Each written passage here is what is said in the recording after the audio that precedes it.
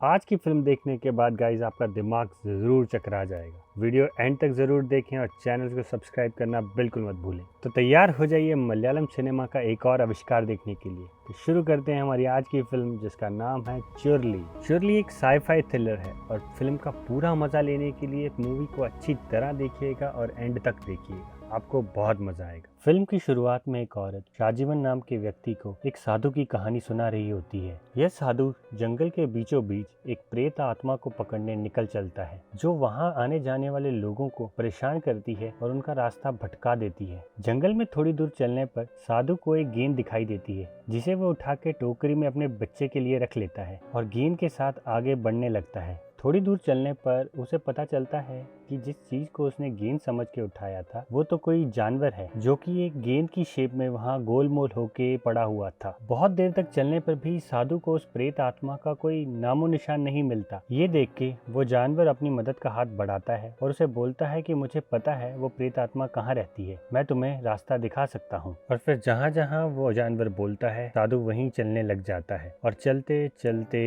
दिन महीने साल बीत जाते हैं और साधु उसी जंगल में भटकता रहता है। तो इससे हमें पता चलता है कि वो प्रेत आत्मा कोई और नहीं बल्कि वो जानवर ही था। अब उसके बाद कहानी शुरू होती है आज की दुनिया में, जहाँ दो पुलिस वाले एंथनी और शाजीवन एक जॉय नाम के क्रिमिनल को पकड़ने चुरली नाम के गांव में अंडर कवर जाते हैं। वो अपनी पहचान छुपा के उस गांव में जाते हैं ताकि किसी को पता न चले और कोई जॉय को ये ना बता पाए कि पुलिस उसे पकड़ने आ चुकी है। आधे रास्ते में पहुंचने पर वो एक ढाबे पे खाना खाने रुकते हैं और ढाबे वाले के पूछने पे बताते हैं कि वो लोग मजदूर हैं और चुरली गांव खुदाई करने जा रहे हैं। वो खाना खा के वहां से निकलते हैं और इतने में वहां न्यूज़पेपर पढ़ रहा एक आदमी एक अमेरिका की खबर पढ़ के बोलता है कि देखो, ये दो एलियंस अमेरिका में घुस गए हैं। अब इस खबर का कहानी से क्या लेना देना था वो आपको बाद में पता चलेगा, पर फिलहाल वो दोनों पुलिस वाले आगे बढ़ते हैं और उन्हें एक जीप का ड्राइवर दिखाई देता है, जो उन्हें बोलता है कि चुरली के लिए जीप 15 मिनट में निकलेगी, बस मैं थोड़ी देर पैसेंजर्स का वेट कर रहा हूँ,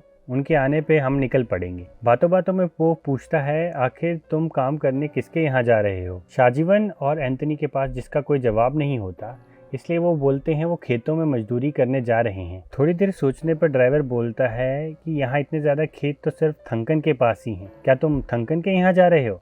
और वो दोनों उसकी हाँ में हाँ मिला देते हैं। इतना कह के वो लोग चुरली गाँव के लिए निकल पड़ते हैं।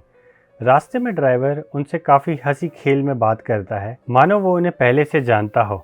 थोड़ी देर आगे चलने पर वो एक पुल के पास पहुंचते हैं, जिसे क्रॉस करने के लिए जीप वाला सारे पैसेंजर्स को गाड़ी से उतरने के लिए बोलता है। गाड़ी से उतरने के बाद जब सब लोग पुल क्रॉस कर लेते हैं और गांव की तरफ निकलने लगते हैं, तो अचानक से हम देखते हैं कि जीप वाले का बिहेवियर बिल्कुल ही चेंज हो गया है। वो अब बिना वजह उन पर गुस्सा हो रहा है और उन्हें डांटता भी है। शाजीवन और एंथनी को समझ में नहीं आता कि आखिर अचानक इस ड्राइवर को हो क्या गया है। खैर, बातों बातों में वो लोग चुरली पहुंच जाते हैं और चुरली पहुंच के उनको पता चलता है कि थंकन तो गांव में है ही नहीं, उसे गांव में पहुंचने में अभी 4-5 दिन लग जाएंगे।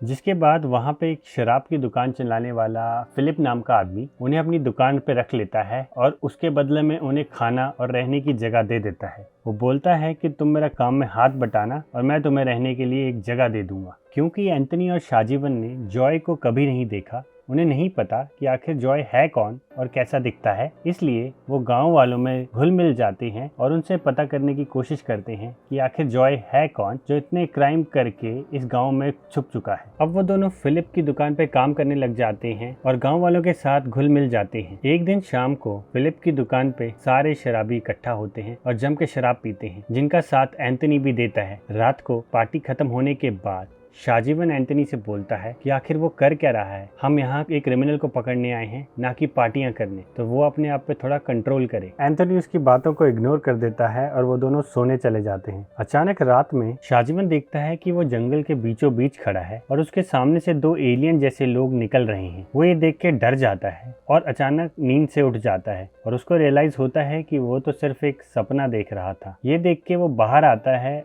और एक आग का गोला उसकी आंखों के सामने से जंगल के बीचों बीच से निकलता है। अगली सुबह वो दोनों फिलिप की दुकान पे रोज की तरह काम कर रहे होते हैं और फिलिप शाजीवन को अपने साथ कुछ सामान लेने ले चलता है। ये सामान किसी एक आदमी से मिलेगा जो शराब बनाने के काम आएगा। रास्ते में चलते चलते शाहजीवन फिलिप को अपने रात के सपने के बारे में बताता है जिसमें उसे एलियन दिखाई दिए थे। फिलिप उसकी बात पे हंसता है और बोलता है तुम्हें किसी तरह का वहम हो रहा होगा, ऐसा नहीं हो सकता। उस आदमी से सामान लेके वो लोग लौट ही रहे होते हैं कि रास्ते में फिलिप उसको उस आदमी की कहानी बताता है जिनसे वो सामान लेके आए हैं। वो बोलता है कि कुछ साल पहले ये आदमी ने कुछ क्राइम किया था, जिसके बाद 2 पुलिस वाले इस आदमी को ढूंढने इस गांव तक चले आए थे, जिनमें से एक आदमी को इसने मार दिया था। ये सुन के शाहजीवन के होश उड़ जाते हैं, पर फिर फिलिप हंसते हुए बोलता है अरे डरो मत, मैं तो बस मजाक कर रहा था। इस गांव में कोई भी पुलिस वाला कभी भी नहीं आ सकता। वहीं इतने दिन गांव में बिताने के बाद एंथनी और शाहजीवन को अभी भी जॉय का कोई सुराग नहीं मिल पाया। इसीलिए एक दिन शाहजीवन अकेले ही जॉय की तलाश में गाँव में निकल पड़ता है। घूमते घूमते उसे एक बुढ़िया दिखाई देती है, जिससे वो थंकन के घर का रास्ता पूछता है। थोड़ी देर के लिए बुढ़िया उसे देखती है और फिर उसके पीछे कुल्हाड़ी लेके भागने लग जाती है। शाहजीवन बहुत मुश्किल से अपनी जान बचा के निकलता है। अब शाहजीवन को समझ आने लग गया है कि ये गांव इतना अजीब है, यहाँ के लोग कितना अजीब व्यवहार करते हैं, अपने आप को अलग अलग नामों से बुलाते हैं, और एलियंस का सपने में मिलना तो एक ऐसी घटना थी जिसके बाद शाहजीवन को इस गाँव से डर लगने लगा है। और फिर वो ये सब बातें जाके अपने सीनियर एंथनी को बताता है। एंथनी उसे बोलता है कि थोड़े दिनों के लिए पुलिस वाला बनना बंद कर जाए, नहीं तो इन गांव वालों को हम पे शक हो जाएगा और जॉय को पकड़ने का सपना ही रह जाएगा। अब अगले दिन फिलिप अपनी शराब की दुकान पे एक पूजा का आयोजन करता है, जिसमें गाँव के सारे लोग आते हैं सिवाय जॉय के। अब शाहजीवन को शक होता है कि क्या ये जॉय थंकन का साथी तो नहीं, क्योंकि इस समारोह में सिर्फ थंकन और जॉय ही उपस्थित नहीं है, बाकी हर कोई आया है। इसी बीच अगले दिन एंथनी उस गांव के शिकारियों के साथ शिकार पे चला जाता है और शाहजीवन अकेले ही दुकान संभालने लगता है। अब दुकान का सामान लेने वो अकेला ही उस बुड्ढे के पास फिर चल पड़ता है। वहां पहुंच के जब उसे कोई दिखाई नहीं देता तो वो उसके घर के अंदर झांक के देखता है। अंदर झांक के देखने पे उसे दिखाई देती है बहुत सारी घड़ियां और उनके बीच में जगमगाते हुए रोशनी के कुछ बल्ब। ये देख के वो हैरान हो जाता है, मानो उसने किसी दूसरे ग्रह की कोई चीज देख ली हो। अब एंथनी भी शिकार से वापस आ जाता है और सारे शिकारी उससे नाराज हैं, क्योंकि 3 दिन जंगल में भटकने के बाद उनके हाथ एक शिकार लगा था जिसे एंथनी गोली नहीं मार पाया, और अब सब शिकारी उससे बहुत गुस्सा हैं। और अब चुरली गांव में एक मेले का आयोजन किया जाता है, जिसमें भाग लेने के लिए दूर दूर गांव से भी कई लोग आते हैं। लोगों की भीड़ में एक आदमी ऐसा भी है जिसे एंथनी और शाहजीवन पे शक है। वो फिलिप को बोलता है कि ये चेहरे नए लग रहे हैं, मुझे इन पे भरोसा बिल्कुल भी नहीं। पर फिलिप उसे बोलता है कि वो मेले का मजा ले, इन सब बातों की टेंशन बिल्कुल ना ले। उसके बाद वो आदमी एक गेम खेलने में लग जाता है, जिसमें एक खिलाड़ी दूसरे खिलाड़ी को थप्पड़ मार के गिराता है और गिरने वाला खिलाड़ी हार जाता है। अब लोगों के दबाव में आके शाहजीवन भी उस गेम में हिस्सा लेने पहुंच जाता है और उस आदमी के साथ गेम खेलने लग जाता है। पर कुछ थप्पड़ खाने के बाद शाहजीवन को कुछ अजीब अजीब सी चीजें दिखाई देती हैं, जिसका उसे बिल्कुल आइडिया नहीं कि आखिर वो है क्या, और शाहजीवन उस आदमी से हार जाता है। तो अब तक इस कहानी ने आपका दिमाग ज़रूर घुमा दिया होगा। ये अजीब अजीब सी घटनाएं और लोगों का ऐसा बिहेव करना आपको अजीब ज़रूर लग रहा होगा, बट आप फिल्म में पूरा बने रहिए, क्योंकि मैं एक एक चीज़ को एक्सप्लेन करने वाला हूँ। उससे पहले चैनल सब्सक्राइब कर दीजिए और वीडियो को लाइक ज़रूर करें। अब मेला ख़त्म होता है और लोग अपने अपने घरों की तरफ निकल पड़ते हैं। एंथनी भी वापस आ जाता है, पर शाहजीवन का कोई पता नहीं। एंथनी थक हार के सो जाता है और सुबह उठने पर खबर मिलती है कि दूसरे गांव से उस गेम में पार्ट लेने आया वो आदमी मिल नहीं रहा, वो लापता हो गया है। सब हैरान हो जाते हैं, आखिर वो इंसान गया कहाँ, उसको क्या हो सकता है। जिसके बाद एंथनी को शाहजीवन पर थोड़ा शक जरूर होता है, पर शाहजीवन उसकी बात को धिक्कार के निकल जाता है। और फिर थोड़ी देर बाद उस आदमी की लाश हमें एक नदी किनारे मिलती है, जिसका किसी ने खून कर दिया है। अब रात होते ही वो शिकारी फिर वापस आता है और शाहजीवन और एंथनी को अपने साथ शिकार पे चलने के लिए बोलता है, लेकिन इस बार बंदूक शाहजीवन पकड़ता है। शिकार की तलाश में तीनों जंगल में भटक ही रहे होते हैं कि अचानक शाहजीवन को फिर वो 2 लोग दिखाई देते हैं, जिन्हें देख के शाहजीवन फिर घबरा जाता है और गोली चला देता है। गोली सीधा जाके एक जंगली सूअर को लगती है और वो मर जाता है। अब शिकार के दौरान एंथनी की कमर में मोच आ जाती है और शाहजीवन उसे लेके उसी गाँव में रहने वाली एक झाड़ फूक करने वाली औरत के पास लेके जाता है, जो एक लड़के के साथ वहाँ रहती है। अब उसकी झोंपड़ी के अंदर जाने पर शाहजीवन को वो चीजें देखी देखी लगती हैं। ये वही चीजें हैं जो उस खेल के दौरान शाहजीवन को थप्पड़ लगने पे दिखाई दे रही थी। अब वो औरत एंथनी पे झाड़ फूक करती है और उसे बिल्कुल ठीक कर देती है। झाड़ फूक के दौरान एंथनी को भी वैसी ही चीजें दिखाई देती हैं जैसे शाहजीवन को दिखाई दे रही थी। अब झाड़ फूक के बाद एंथनी बिल्कुल सही हो जाता है और सुबह होते ही वो लोग वहाँ से निकलने लगते हैं। लेकिन वो झाड़ फूक वाली औरत बीच में ही उन्हें रोक लेती है और शाहजीवन पर उस लड़के के साथ जबरदस्ती करने का आरोप लगाती है, जिसे सुनने के बाद शाहजीवन 1 मिनट के लिए हक्का बक्का हो जाता है। उसे समझ नहीं आता कि ये औरत ऐसा क्यों बोल रही है, पर किसी तरह से एंथनी उसे समझाता है और कुछ पैसे देके चुप करवा देता है, क्योंकि अगर गांव वालों को इन बात का पता चल गया तो जॉय को पकड़ना तो दूर की बात, पर वो लोग उन्हें जिंदा ही जला देंगे। और अब दूसरी तरफ थंकन भी गांव में वापस आ चुका है। गांव पहुंचने पर उसे पता चलता है कि 2 लोग मजदूर बन के उसके खेतों में काम करने आए हैं। ये सुनकर वो गुस्सा हो जाता है और बोलता है कि मैंने ऐसे कोई 2 लोगों को बुलाया ही नहीं, तो वो लोग आ कैसे गए, हो ना हो वो पुलिस वाले ही होंगे। इतने में शाहजीवन और एंथनी दूर से चले आते हैं और गांव वाले उनको घेर लेते हैं। थंकन उनसे सवाल जवाब करने लग जाता है और वो दोनों घबरा जाते हैं। अब उनका झूठ पकड़ा गया है और इसी बीच शाहजीवन अपनी गन निकाल के एक हवा में गोली चला देता है, जिससे सब लोग इधर उधर हो जाते हैं। थंकन को एक कोने में ले जाके वो लोग उसे बोलते हैं कि हम पुलिस वाले हैं और यहाँ जॉय को पकड़ने आए हैं। पहले तो थंकन साफ मना कर देता है कि वो जॉय को नहीं जानता, लेकिन फिर शाहजीवन के धमकाने के बाद वो बता देता है कि जॉय उसके घर पे ही छुपा हुआ है। और फिर थंकन दोनों पुलिस वालों को अपने घर की तरफ ले चलता है। साथ साथ गांव वाले भी इनका पीछा करते हैं और वो लोग थंकन के घर पहुंच जाते हैं। घर तक पहुंचते पहुंचते रात हो जाती है और अंदर पहुंचने पर उनको जॉय जमीन पर लेटा दिखाई देता है। थंकन और उसकी पत्नी बोलते हैं कि जॉय इसी हालत में पिछले 1 साल से पड़ा हुआ है। ये ना तो चल फिर सकता है और ना ही कहीं आ जा सकता, तो प्लीज इसे अपने साथ कहीं मत लेके जाइए, इसे यहीं रहने दीजिए। एंथनी उनकी बात को अनदेखा करते हुए जबरदस्ती उसे अपने साथ लेके जाने लगता है और ये देख के सारे गांव वाले हंसने लग जाते हैं। फिर फिलिप उसे बोलता है कि कुछ साल पहले तुम्हारे ही जैसे 2 पुलिस वाले इसे लेने आए थे, लेकिन वो जिंदा लौट के कभी वापस नहीं जा पाए। ये सुनकर शाहजीवन अपनी गन निकालता है और गांव वालों को रास्ते से हटने के लिए बोलता है। जब वो उसकी बात नहीं सुनते, शाहजीवन गोली चला देता है। गोली चलती है, फिलिप को लगती भी है, पर उसे कुछ नहीं होता। ये सब देख शाहजीवन और एंथनी हैरान हैं। उन्हें समझ नहीं आ रहा आखिर ये हो क्या रहा है। इसके बाद सारे गांव वाले अपनी आंखें बंद कर लेते हैं, मानो वो कहीं दूर किसी से बात कर रहे हों। इतने में जॉय उनके साथ चलने के लिए तैयार हो जाता है और वो तीनों एक जीप में बैठ के चुरली गांव से बाहर निकलने लग जाते हैं। क्योंकि अब रात हो चुकी है और तीनों लोग अकेले हैं, इसलिए जॉय उन्हें कहता है कि क्या मैं तुम्हें एक कहानी सुनाऊं, जिस पे एंथनी उसे चिढ़ के बोलता है कहानी सुनानी है तो कोई अच्छी सुनाना, वरना मुंह बंद करके बैठे रहो।